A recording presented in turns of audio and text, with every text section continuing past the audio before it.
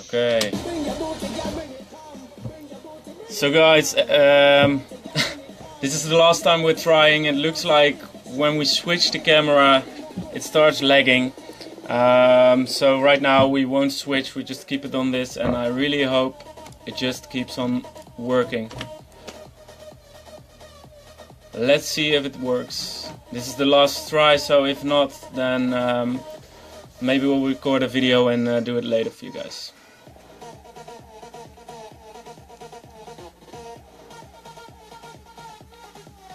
Okay, welcome guys. Viewers are coming in.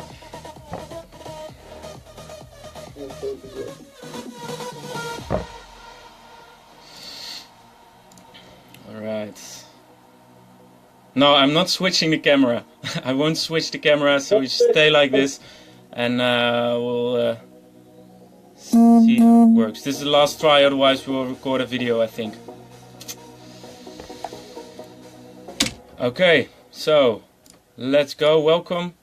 I'm not switching the camera, they say. We're going to explain the release together with KEVU. It's called Bang. It's out now on Revealed Recordings. And first, I won't switch the camera. We'll turn the camera around and show you Joe. So he will explain the original idea. So, hi guys. The original idea for Bang comes up when we were playing so much the track Dirty Bassline from Maddix in our sets, and it was working really good. So we tried to do something with that kick change idea, and we sent to Maddix a rough version of it on Twitter. Maddix liked it so much that it was that he just started working on it and make it so much better. I was just trying to see if it was lagging or not. Like I'm trying to see it. It still keeps going. But that was the original idea. We just tried to come up with a cool drop, and Maddix liked it, and we just worked on it and made it better. Also, I want to say that my partner is not here because he's really sick, and he's really sorry not to be here, and people are saying it's good, so yeah, it's cool. So Maddix just picked up the idea, and we sent him our steams or FLP, I don't even remember. And unfortunately, we don't have that rough idea because I would love to show like the original Bang. Yeah. But right now, I think Maddix is gonna send you what he did, make it so much better. Yeah. So guys, it seems to be working now. That's good. We'll start show you the project. Okay. So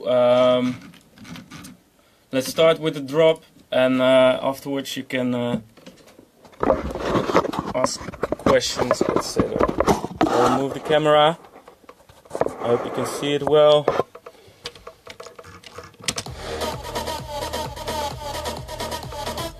So a lot of people always ask me about the kick drums and stuff.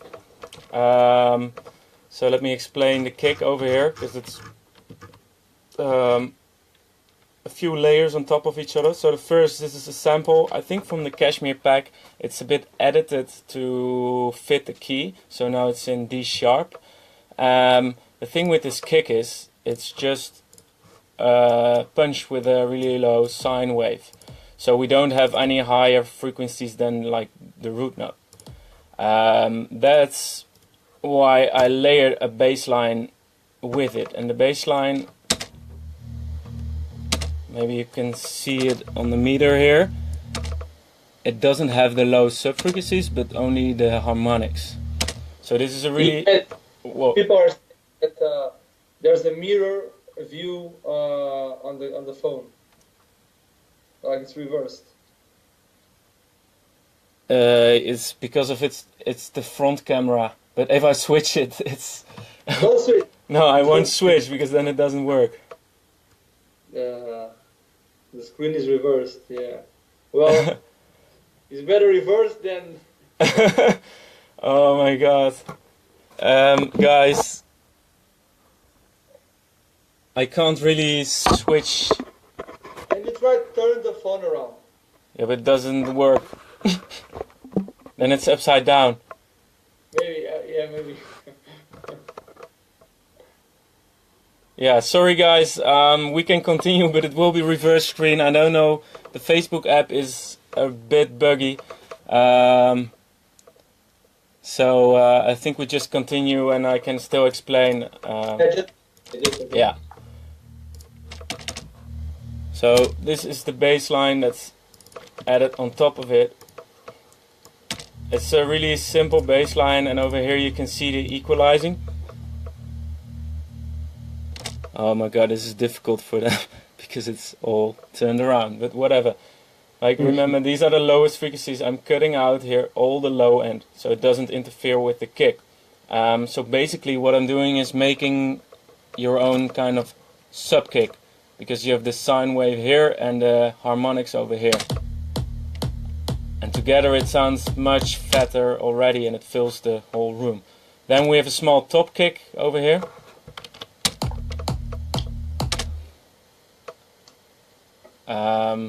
And the top kick, I've cut it out all the low frequencies as well, as you can see, just to add some more click. And there's another layer mid. It's a really noisy layer. Also, it's a really simple sound, only with an EQ. And together,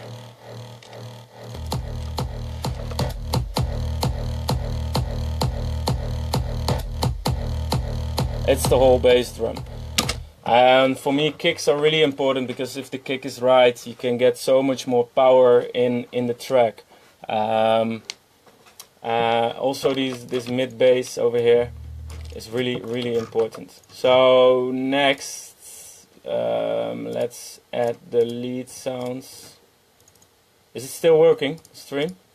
Yes, it's okay. It's working? Okay. Yeah. So this is the MIDI that KEVU sent me, and I just replaced the sounds, but the MIDI is from them because it was like super high energy, crazy stuff.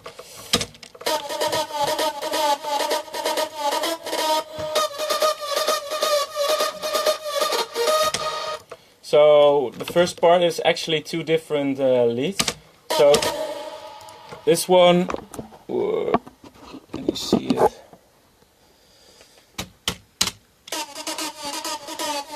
This is one layer, and the other layer is some kind of vocal, and this vocal part makes it much more like organic, and both together you don't really hear the vocal layer that much, but it adds a lot of depth in it. Yeah? You wanted to say something or not? I was saying that you don't hear it, but if you don't use it with the other leads, it's not as energetic, as what I was saying. But I'm trying to kind of keep up with you, but with the reverse screen it's kind of hard. It's kind of hard, yeah, sorry guys, in reverse screen. I'm not sure why, but we'll keep going. So, the processing on the leads, let me show, oh, you cannot even read it. This is the processing. Here we have character. It's a really cool plugin that like distorts the sound a little bit and gives some like pleasant frequencies. You just turn the character knob and you have different modes over here, 1, 2 and 3. Then we have Camel Crusher. I love this plugin, and it really can change the sound, especially like this distortion. Saturn is on top of there, really simple. I just use the tape saturation. I didn't even use any different bands over here. Another like the EQ. As you can see, I cut out a lot of low frequencies. The rest of the EQ is always a bit dependent of the sound you use. Like normally I would cut around here, like 500 Hertz, but right now it's a little bit boosted because the sound needed it. And over here 5 kilohertz I cut it down because it was a bit too hectic over there. And that's basically it. Then just the reverb. The other layers have kind of the same processing. It's nothing special. Only thing on the vocal lead I used that's differently is this one. It's a stereo widening plugin. It looks really ugly in my opinion, but it's easy to use. Just select a preset and dry wet, and it gets wide, and it's still mono compatible. So it's really easy to use and a good stereo plugin. So those are the leads.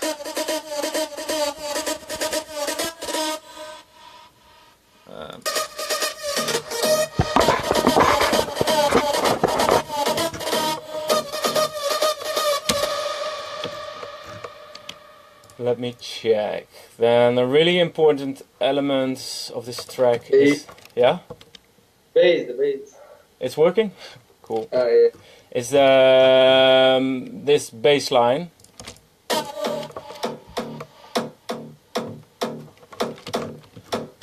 Because it gives drive. If I turn on the kick, it makes you want to dance on this already. Yeah. It's really groovy. So this lead is actually it's just a simple bass line, kind of Melbourne styled bass line. And let me check. It's nothing really special going on. I think it's from Nexus. Yeah, it's a Melbourne bassline from Nexus with some processing again, Camel Crusher and EQ.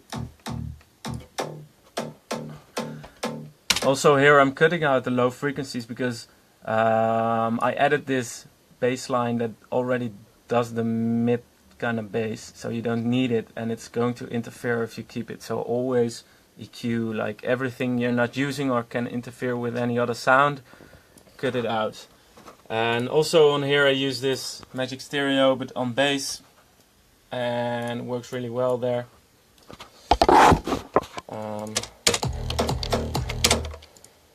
So in here are some stems from KEVU. As you can see, this is a brass sample from them. I also layered it with a brass from Kashmir. And what I'm often doing, the brass from KEVU is kind of in the center. So what I try to do is layer it with another step and make it super stereo. So you cannot hear it on the phone. But over here with this little tool, it's called Fruity Stereo Shaper. And I actually like delay the right channel. I delayed it with about 70 milliseconds. So it's extremely delayed, and what happens is you get this super wide step. It's way too wide actually, but because the other step is right in the center, together it sounds like one huge step, and it's you can make your track sound much fuller, I think, if you use stereo techniques wisely. Then some percussion. So the second part of the drop here is percussion.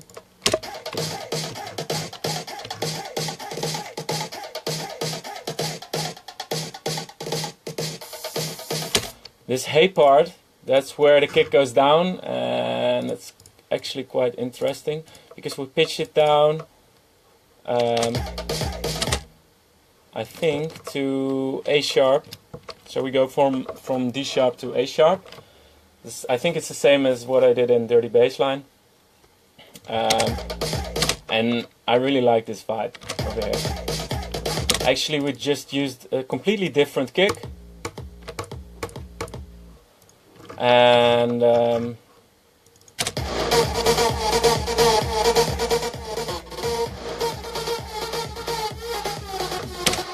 the this vocal loop is from KEVU as well, and it gave the track, like, I don't know how to explain it. What kind of vibe is this?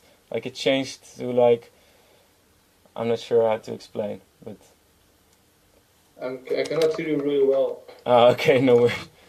Can you repeat, please? I didn't hear you. Yeah, no, it doesn't matter. It's fine. I'm playing like crazy. Where did you get the pre-vocal from? The drop vocal. Yeah. It's just like this. No, you got it. Okay, so the pre-drop vocal is all the way. If ever. It's all the way down here.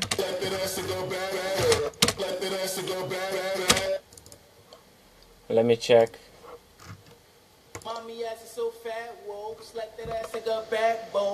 This is the original sample. I don't know if you guys can hear it. And then I just edited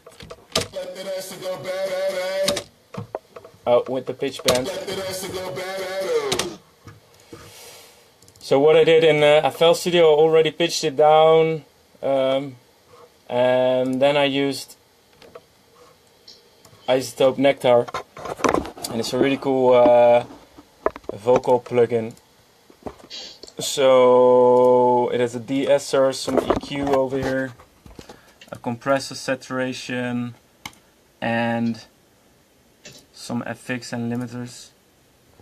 But the pitch down is already done in FL Studio.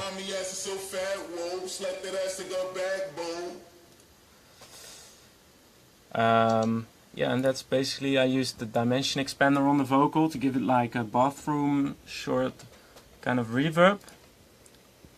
And again, some Camel Crusher for the distortion to make it sound a bit more cool.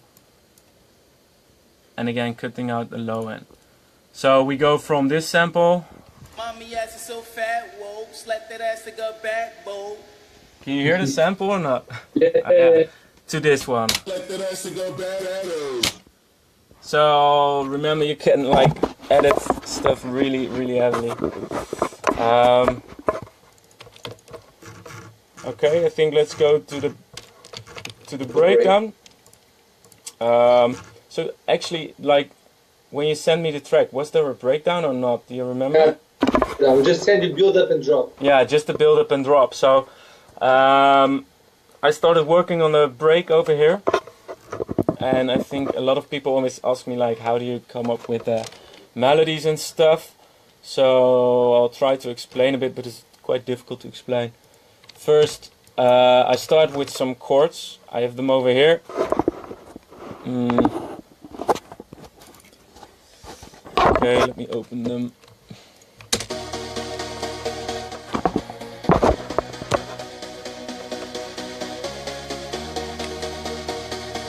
So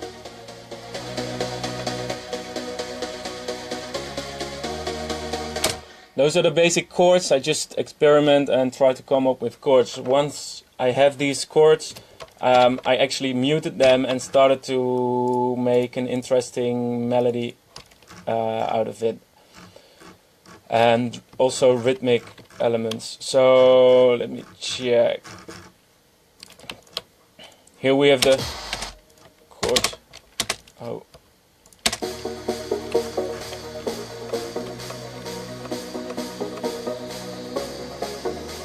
As you can hear, there's still some resemblance with this previous chord stuff, but it's just cut it up a bit and like to make it rhythmically interesting.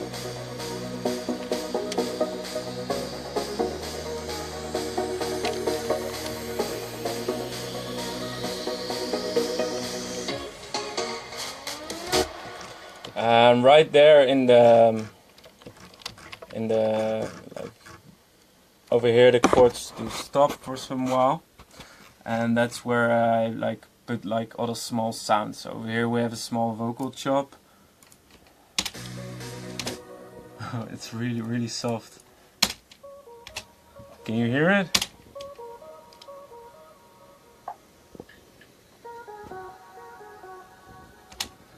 I always try to switch sounds.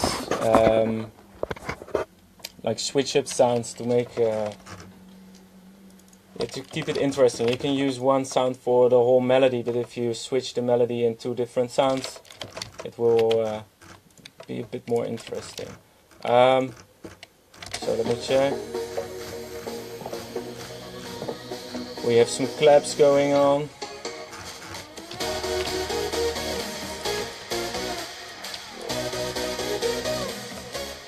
So this is the real melody on top of the chords, and it's really difficult to explain how to come up with the melody. I think it's kind of experience, and you have to train your ears, because when I start, sometimes it's just trial and error, right? Yeah, sometimes it's trial and error, but like most of the time I try, and like I'm looking for the first note that fits correctly, and then I already have something in my head for like the next 3 or 4 notes. So I draw them in, and then I play it, and I hear the next 2 or 3 notes in my head. And sometimes you don't know which note to pick, and you just try something, and yeah, in the end, if it sounds good, that's all if it sounds good, that's all that matters. Yeah, you come up with the melody.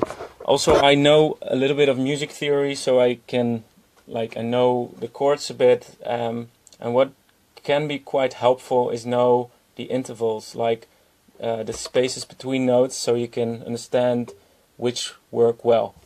I'm not sure if you understand this. It's quite difficult for me to explain in English, but like if you have the bass line, let me try and look for it over here.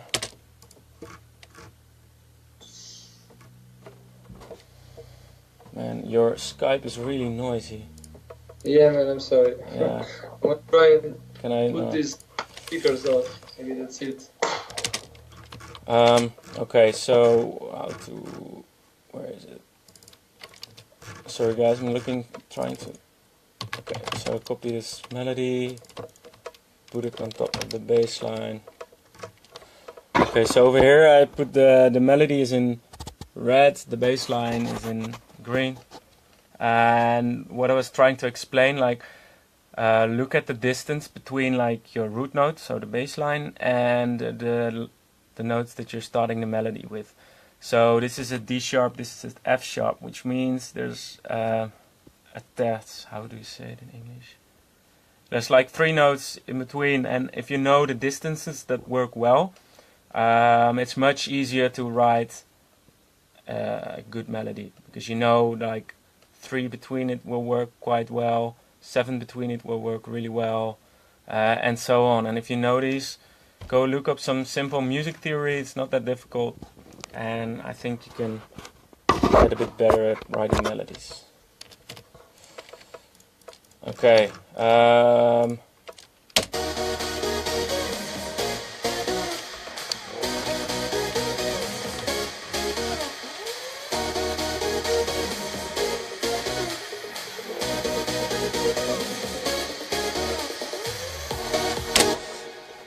So as you can hear, it's I changed up some of the sounds. Before we had a small vocal chop in the gaps that were in the chords and lead melody.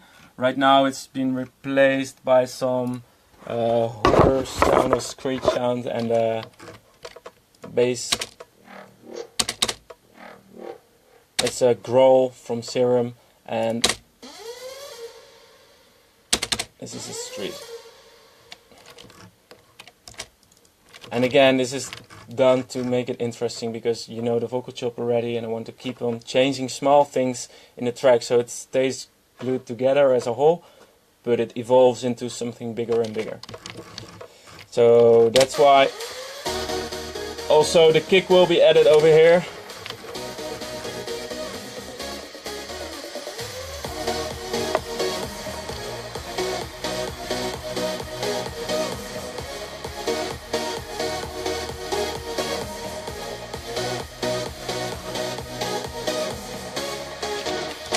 So what I did to make it even bigger when the kick hits in, as you can see here, we add another layer of like the chords, because we have here with chords, and then another layer of chords.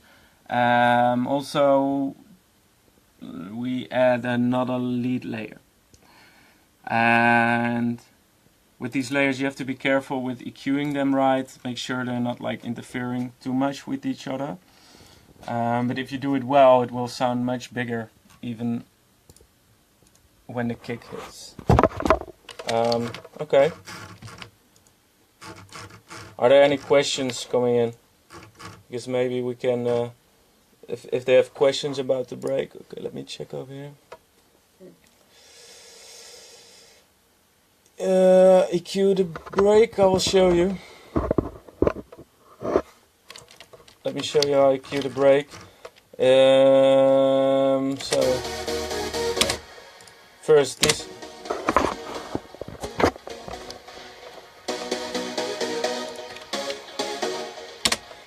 chords are quite special without any effect.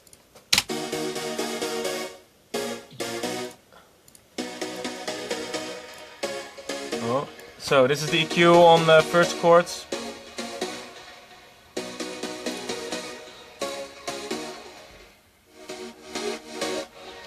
Then I'm using this bit crusher. It like what? How to explain the effect? Well, this bit crusher gives like this tingly bell vibe on the high end.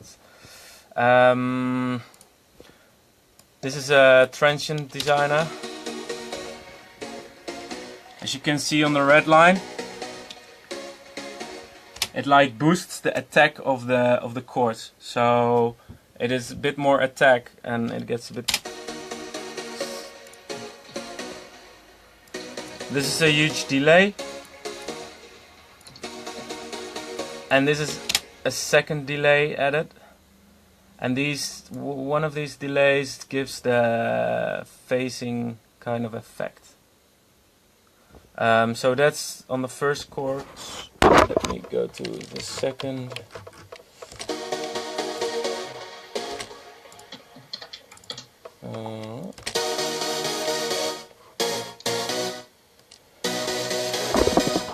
As you can hear, these chords don't have any reverb on it. That's because like the other chords already have a lot of reverb. You don't need it, so don't use it, because reverb will make your mix really, really messy.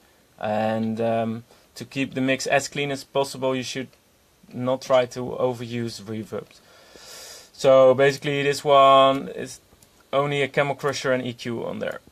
So this is the Camel Crusher setting, and this is the EQ setting. Like, there's nothing special.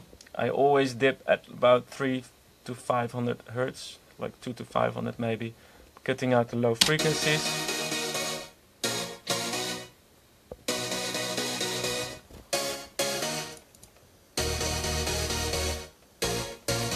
Let me check.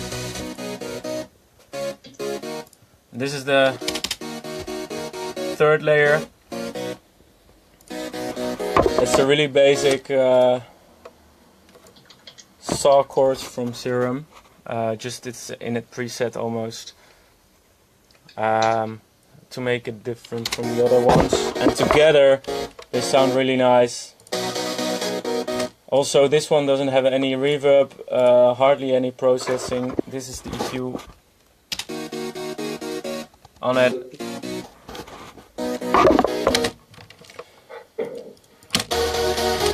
So that's basically EQing the chords and stuff.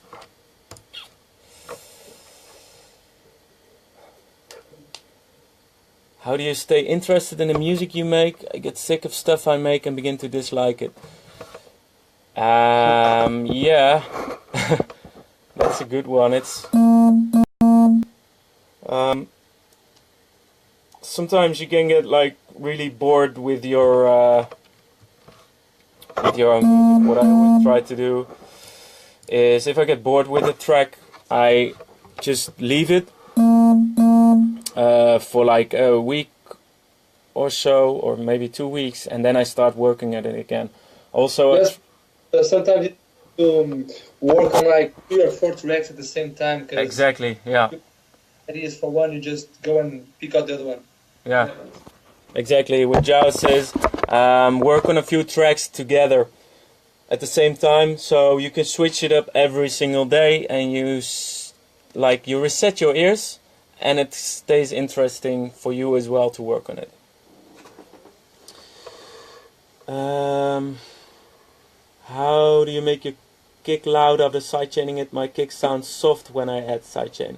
Like, don't add sidechain to your kick, just to every other instrument in the track. So I'll show you my sidechain. For example, on all the leads, there's the pink ones. I made a bus, and on this bus there is a sidechain. I used LFO tool, and basically when the kick hits, like the click of the kick, it's completely silent, the leads, including the reverbs. Everything is down, and then halfway there it's up to 100% again. So this is my sidechain, and I use it also on all the other instruments. Like, for example, this one on the drop is exactly the same sidechain. And I think that way you can get it, the kick should be getting through loud.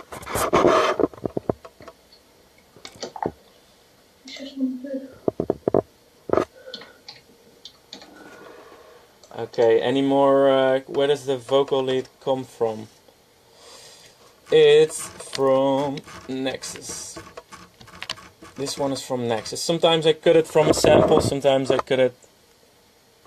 I'll show you this. Sometimes I cut it from a sample, sometimes I use some contact patches. This time it's from Nexus.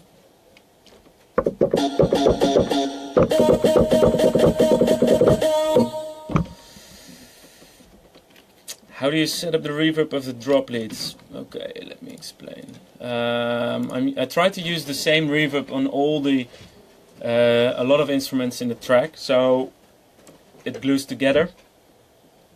And the reverb, so the reverb is like 5 seconds long, the decay, so it's really long decay time. And it also has a pre-delay that's, let me check, almost, it's 0.3 seconds, 0.3 seconds. So that's quite a lot. And actually I'm using the Arch Acoustic Reverb plugin. I really like it for the big reverbs. It's great. Otherwise I would advise Valhalla Room. Explain compression. Well, to be honest, I don't really use compression separately that much. People always like overdo compression, I think, and it's not needed. Of course, like Camel Crusher, it has a compressor in there. I'll show you. It's just one knob compression with a fat mode. I usually disable it, but sometimes it's nice. And you compress it on the master, of course, and I think compression is not needed when you use synths, because what it does, if you have a vocal and it's recorded, some parts are really soft, some parts are really loud, and when you compress it, you like glue it a bit together. On a synthesizer lead, you can set attack, decay, release times, sustain volume as well, so you don't really need compression, only if you want a specific sound from a compressor. But to be honest, I don't think a lot of people will hear it, and that's why I'm not really using any separate compression on my stuff. And actually, if you do too much compression, it can sound much weaker than without any compression.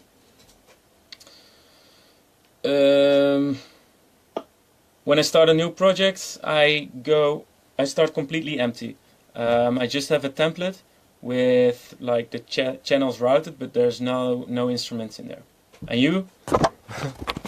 Well, for us, sometimes we just use samples, but we always start our tracks with just a new template, like nothing. Yeah. We just like to do it all over again, even though it's sometimes kind of boring to do some stuff, but yeah, I think it's just better. It just gives you more creativity, because if you're gonna pick up produce all the projects, and if you do that, you're gonna get the idea from the previous track, and you will not be as creative as you can be if you start from zero, I think. Yeah, exactly. That's also the reason I always start with an empty project.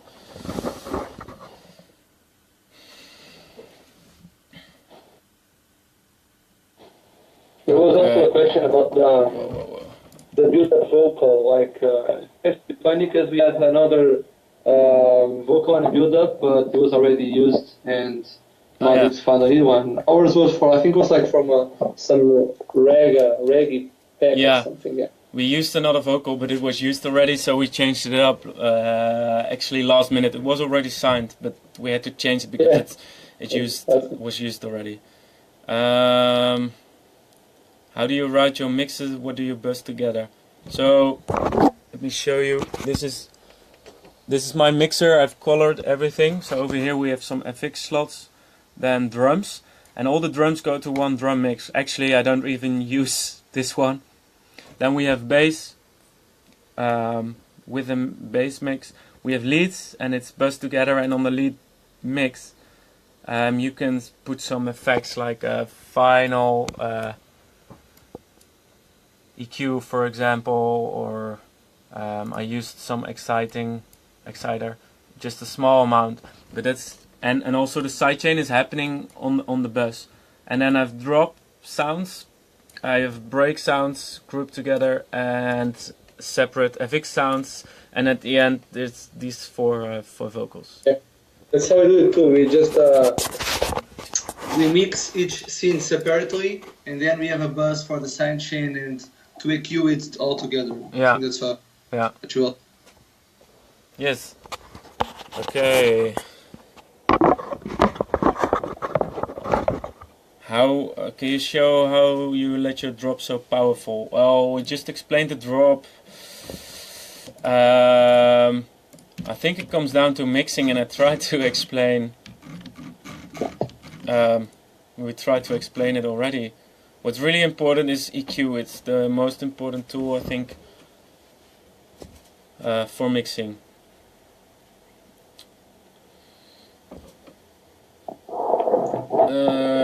Where do you get these clean break sounds from? Some are from Nexus, some are from... let me check, wait. Some are from Serum.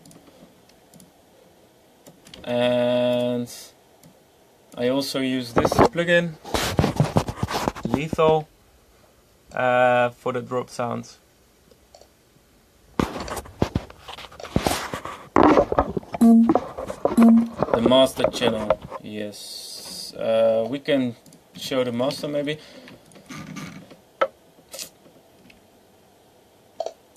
Are there any other questions about the project itself? Did you see any interesting questions, Joe?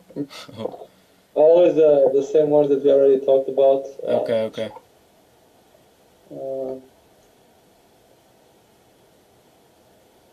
Which plugin you like the most? I think that's yeah. My equalizer. I don't know. Yeah. There's no favorite plugin really. I showed you which ones I used. So. You have to use a lot. So favorite gun in Call of Duty. I used to play Call of Duty, also Black Ops 3. I played it, but not anymore. Now Battlefield. Yeah, just play Uncharted. Uncharted. Which pack you use FX? I use a lot of Vengeance for FX. I don't know if you have any special packs, Joe.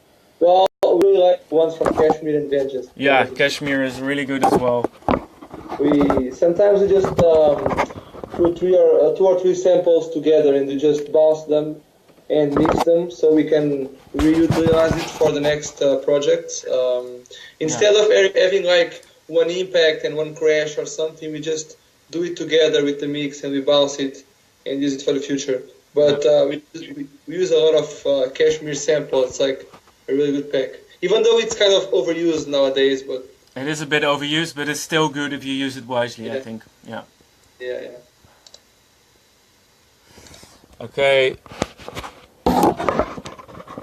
So for a recommendation for creating background FX and atmosphere, it's really, I think, try to look at pads and play with reverb, because you can make something really wet, EQ it, make it really wide in stereo, and then you can create your own kind of pads and stuff to make it atmospheric. And then somebody asked the master channel. Yeah, I will get there. So first, right now on the master there is hardly anything, and I can show you the volume over here when I play it.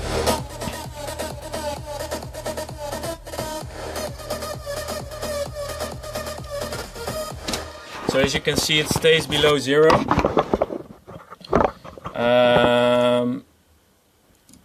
And that's really important, because what I always do, I bounce it right now in wave, and then I open the master project and start mastering the track. So I will open. I'm opening the master now, guys, so you can see.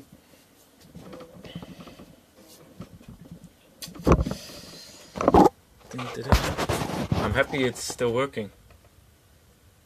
Yeah, it's still working, For drop leads, do you recommend stacking layers or just saturating one sound? Asks Dan. I usually layer them. So I like normally 2 layers, maybe 3, but like right now I'm working on a track that has 5 layers of lead sounds, so that's quite a lot. It's always dependent on what kind of sound you're looking for. Like back in the day, we used to put like 6 or 7 leads together. It was like always clashing. But then when we switched to Nexus, like the sample, the paid sample packs, like the leads are so much better. Then instead of using 6, you can use like 2 or 3 leads, and it's good. So it kind of depends the leads that you use. Some leads have like a fuller sound, some don't. But you're using 5, and I think it's harder to mix like 5 instead of just doing 2. And but it depends on the leads and what you want for a track. Yeah.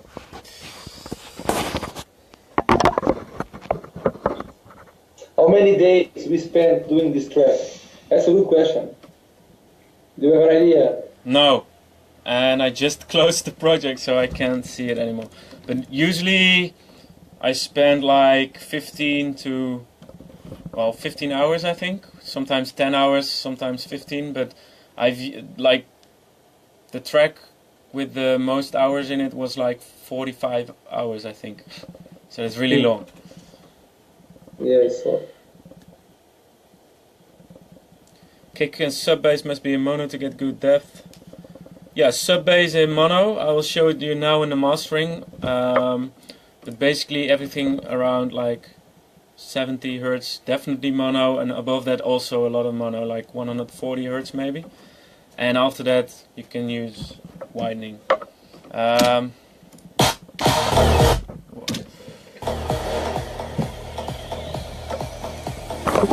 So here, this is the master project. As you can see, I just imported the wave file here, and it's actually quite simple. This is the chain. This is the EQ on the master, like only a dip at 270 Hertz.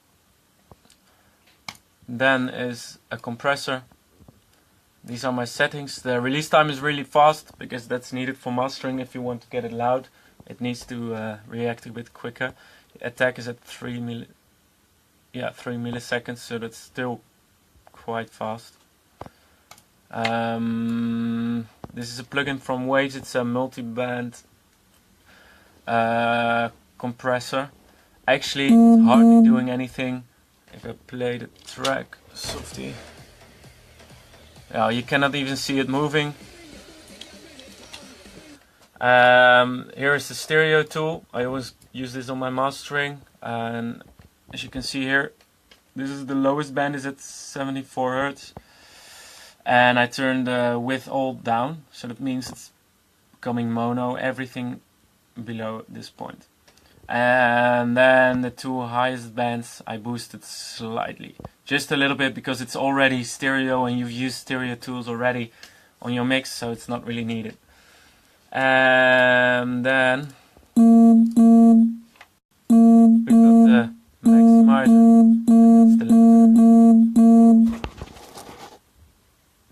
phone is going crazy. Then we have the limiter, and I use ozone on the modern mode.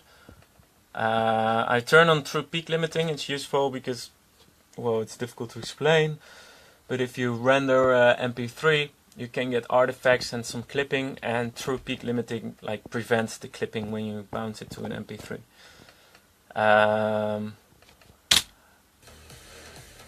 And that's the master.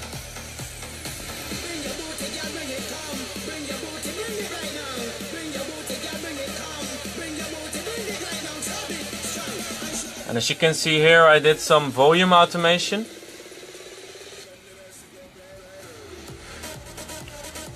And also here in the break, I turned the volume all the way up, because sometimes I work and then the volume is all over the place, so I just fix it in the master. And as you can see here, this is the automation clip for the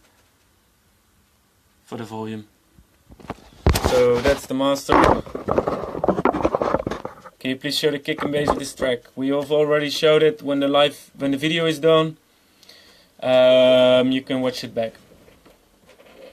I'm not using Maximus, no, I'm using Isotope Ozone. How many attempts before the definitive melody was done? Well, sometimes the melody happens in 10 minutes, sometimes I keep on changing it every day. And I'm not sure about with this one. Okay. Do you want to say anything, Joe? You pretty much can go. Yeah. If you just you can check out the video on the page, so yeah. We don't go over the questions again. The same way. Yeah. Guys, I think we're going to end the live stream right now. I hope you all like Bang and will support us. We're like number 13 on Beeple right now, right? Yeah. Try to get us a little bit higher. Yeah. This video will be available on the Revealed Facebook page, so you can watch everything back. And I hope you enjoyed. So, well, we're gonna meet with Maddix in like 3 weeks, and we're gonna play Bang for the first time together. Yes. We're playing in Thailand together, so we're going to play Bang on a big festival over there together. So that's funny because this is the first time we're actually going to meet, right? Yeah. True. Cool, guys. Thanks for tuning in. We're quitting the live stream right now, and I hope you enjoyed it. Bye bye. Thanks. Bye.